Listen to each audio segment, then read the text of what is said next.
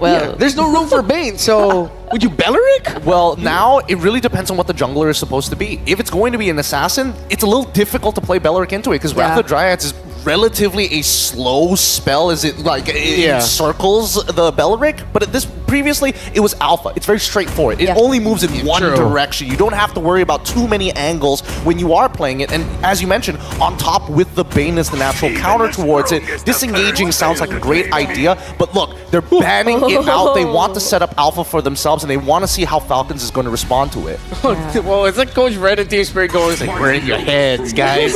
We first picked the Hayabusa. And they banned the Belleric. I like what I'm seeing. There's so much respect. Yeah, this draft is very fun. You can tell that they're both trying to go one step over the other, just thinking ahead. So we're going to be seeing some new roamers. I think the Tigreal Valentina trade will now be active, even though the Tigreal might suffer a little bit up against the... If it is a roam high loss and then into a Juician, I feel like the Tigreal would mess up what the Phoveus would want to do. Yeah, I mean, the Cho and the Gaton are still available too for Team Spirit, because I think you would be conscious of the presence of the Jushin if you were to go with the roamer that will eventually be scouted every now and then due to the Lantern Flare, due to the presence of the Lantern Flare. So I think they're more okay with having the Cho up against this lineup of Falcon. So let's see what Team Spirit goes for. They can either go for that or the Tigreal, as you've mentioned. I feel like the Tigreal makes a lot more sense, but that's a safer play. If they want to be bold, they want to be brave, they can technically take the Cho, but it's just empowering more Infernal Pursuits and the passive procs coming in from Phoveus itself, right? At the very least, I feel like it's more on Falcon's side to decide that. I feel like at this point, you've already predetermined what that EXP matchup is sort of going to look like, locking in. So this is how they want to speed up the game. This is a 180 turn from what we saw in game number 1 from Spirit. I mean, we've seen like the roamers who use or tend to use Cho also tend to perform well on the Jawhead. Like in terms of concept, I think they're pretty much the same, pretty much straightforward, but like this is a very aggressive early game from Team Spirit. I don't feel like they'll be that patient for their mid-game spike type of team with their lineup right now. Yeah, for those who love to gather, that's a blue-red deck that TS is showing. You will control, but it'll be aggro as all heck. So how do you deal with aggro with a good amount of control? Well, you see if you can whittle it down from afar, but the Granger will definitely have to pipe purify up against that Jawhead. Yeah, it's going to be pretty tough to play without it. I want to see what this final pick coming in from Falcons is. It's going to round out their composition, and they want to go for the alpha once again. So it's going to be a protect the president here and let the president just bombard their enemies, but this is on the assumption they survive the early game. I feel like Team Spirit, they got a couple of interesting plays that they could make in the early game for now, but in terms of a support that would kind of, well, not really a support at this point. They're just looking for a gold laner. Yeah. They just need something that scales, right? Yeah. Let's get the Beatrix. Yeah, both would do. I don't think Kiko has a... I don't think a 1-1 will be played into this. So yeah, they just go for the Beatrix instead. Huh.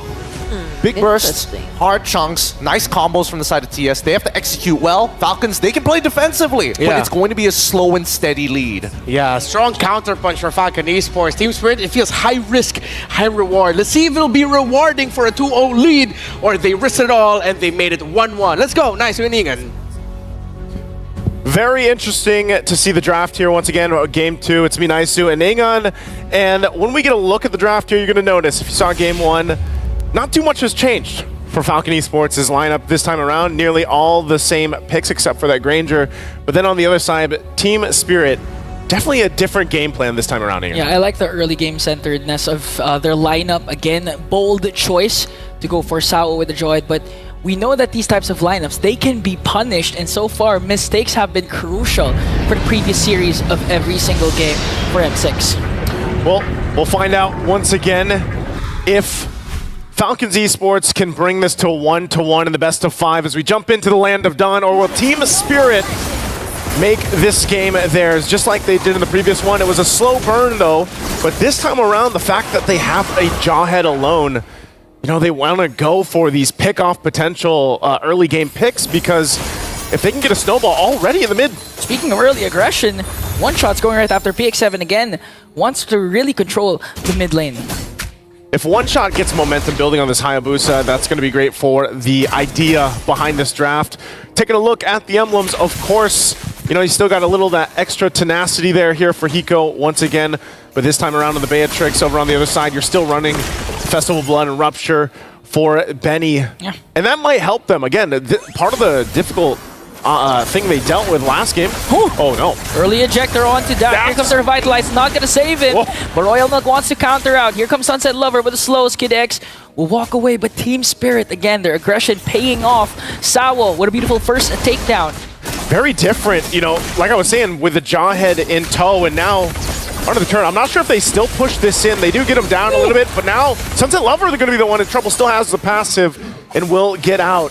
I'm surprised earlier on, too, the Revitalize wasn't popped a little bit sooner from Kid X, but nonetheless, you know, that first blood going in the hands of Team Spirit. And for Sawo, you know, if it went to One Shot, would have been a little more scary for Falcon Esports, but right now they're just kind of adjusting to this early game aggression from Team Spirit. Yeah, and that was also a good engage for Team Spirit, because even though they didn't get the call onto kill onto Royal Milk, they were able to expend this vengeance, so it's gonna give easier time for Kid Bomba in the laning stages of the phase. And now the first turtle has spawned. Team Spirit draw the first blood. Will they be able to take the first turtle? First turtle going to be started up. You know, Dax did this quite a bit in the previous game, and they were able to lock down objectives. It looks like they're going to do the same thing here because of the fact One Shot not even a part of this.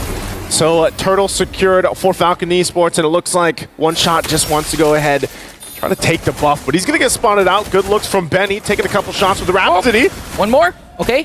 One shot with the Quachado. He's going to safely evade a potential death coming in from Falcon Esports, and Benny just heads up play along with Kid X to make sure that One Shot doesn't get a trade after Falcon Esports got the turtle. That's what they got to do, though. You know, even if it's down to just protecting those buffs for Dax. Dax really had a difficult time in the previous game on being able to utilize the Alpha, and I feel like, you know, he wanted another shot this time. But like I was saying, even down to Royal Milk, you know, he was that frontliner on the Phoveus. He's had amazing performances on the hero alone throughout this point, but he got kind of shut down. Oh, Sawo. Alpha, plus Retribution just to try and bring down Sawo. So again, Falcon Esports, they're fighting back. Even though they know Team Spirit has an early game advantage, they know that once it reaches the mid game, especially since that Dax was able to secure the turtle, they're not going to let Team Spirit bully them in every single lane. Well, that's what I was going to say earlier. You know, Kid Bomba specifically played so well against the iconic pick from Royal Milk, that Phoveus. He'll probably, again, replicate it here. He's really good at usage of the Revitalize, sometimes even baiting in people to get a kill and cap out when One Shot rotates down. But you can see this. The focus for Benny right now is getting some extra gold in his pockets on that bottom turret. The rest of the team's going to show up. They might force a fight. Good catch from Dark to the Spear of Alpha.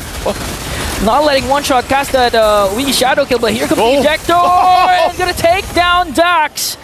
And Team Spirit turn things around with that jawhead pick. Give that kill, give some money over here to Hiko. Definitely off again to a good start, at least for the gold lane. Benny's still looking for his, but relatively farmed up pretty well. Even working on the second item, already has that Hunter Strike. Meanwhile, on the other side, Hiko's still working on his first. Next turtle's up though, so Falcon Esports will go ahead once again get a position. I think the game plan for them is just go ahead, lock down objectives, secure that, get, you know, the extra buff if you can, the extra shielding, and then hopefully you can go into some of these early fights or skirmishes. But if they don't want to fight and they take things slow, then it might work in their favor later on, depending on how Benny plays right now. Okay, Hiko has to walk away there because the Death Sonata and Rhapsody combination just really hurts for the side of Falcon Esports. So again, no trade for Team Spirit. This is the second time they let go of the turtle, just let Dax try to get it, and then try to go for the invade. But the problem is Falcon Esports, they know this. That's why they were able to prevent Team Spirit from invading. I feel like so many times, even in the previous game, we've seen Falcon Esports, you know, get these little initiations and then they're not able to actually capitalize on them. This time, they're heavily focused on getting this tier 1 down, or at least some of the extra gold to Benny. Here's the response, though, from Team Spirit. Oh, Ladder Flare! Kid Bomba has got the Revitalize. Not going to pop it just yet, just kind of running away. It's going to be fine, though. Sunset Lover also always there to go ahead and help them out. Again, utilizing this Aurora. Still, I'm not sure if Benny could be in trouble. Kid X. Okay, Glorious Pathway, gonna be used up already. Falcon Esports just really standing their ground in this gold lane. They really want to give a lot of space for Benny and make sure that he can bully continuously Hiko, especially since this is one of Hiko's signature picks, the Matrix. Mind you, this is the hero that he got the Savage with. Yeah, man, I mean, they wanted that turret, they got it, they cut it out, and now one shot, trying to trade something in return. Okay, one shot, gonna get the purple buff, but this time, just really, finally a trade for Team Spirit, and Falcon Esports just really holding on to their lead, 1.1k. They're really controlling the map, not letting Team Spirit look for those pickoffs, because so far, even though Sawo has a Joy, ideally, you wanted to go for those isolated pickoffs. You have a capable gold laner that could burst down any given member of Falcon Esports along with one shot with a Wiki Shadow Kill, but they're not able to do that because Falcon Esports rotation, their mid trio keeps sticking together. They have to, and again, you can already see it. They're in position for the third and last turtle of the game.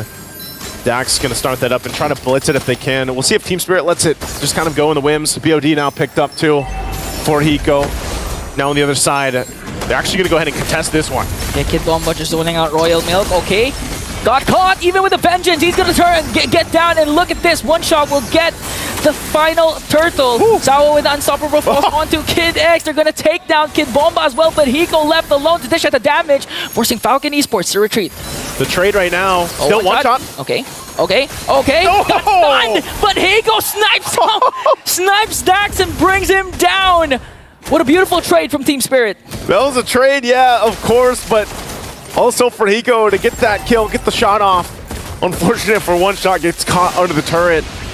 And that's the thing, you know, you're seeing Team Spirit go ahead and find these pickoffs if they can, or force these situations if they can, and it's Falcon Esports trying to maintain that and stick together.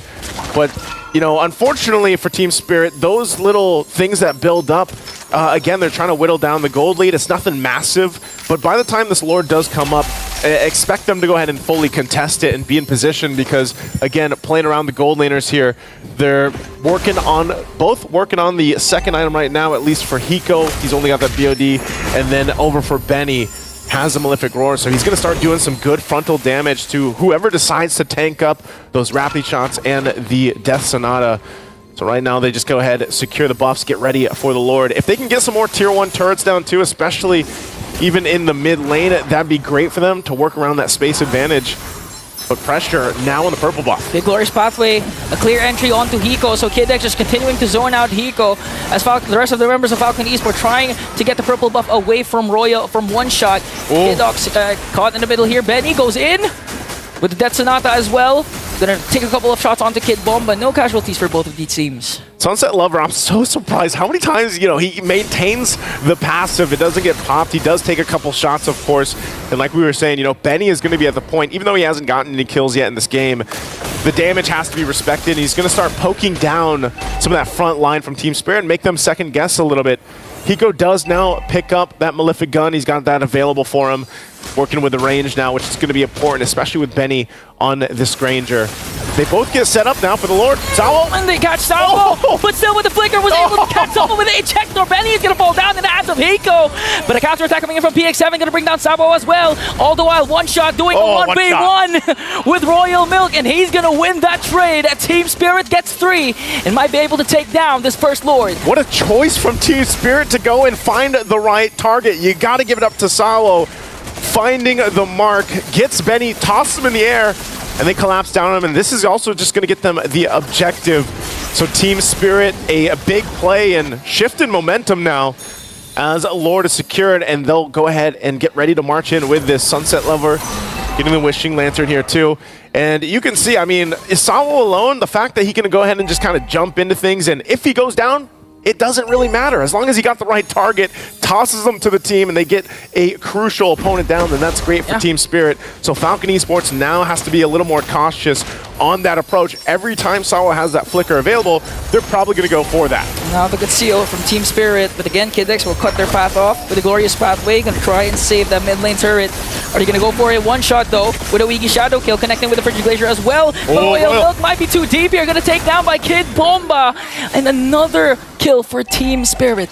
See, it seemed, and that wasn't even with the Revitalize. You know, they were able to go ahead and withstand a lot of that pressure already. Now the mid turret going to go down here, tier 1. Lord still down on the bottom lane as one shot gets ready to walk towards that.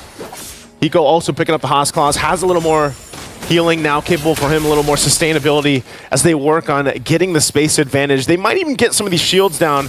Lord's already at half health, so Falcon Esports still on the defense. Kid X gotta get back, gotta heal back up here. First shield down on the bottom side being popped mid next here. Once that wave does push in and they make their way top. So Team Spirit gets a big advantage just off that first Lord, building up to almost a 5K lead. Oh, one shot. Wants to go for the weave shadow kill and gets down Benny!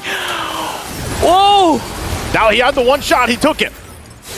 He might as well. His palms weren't sweaty that time as he was able to take down Benny.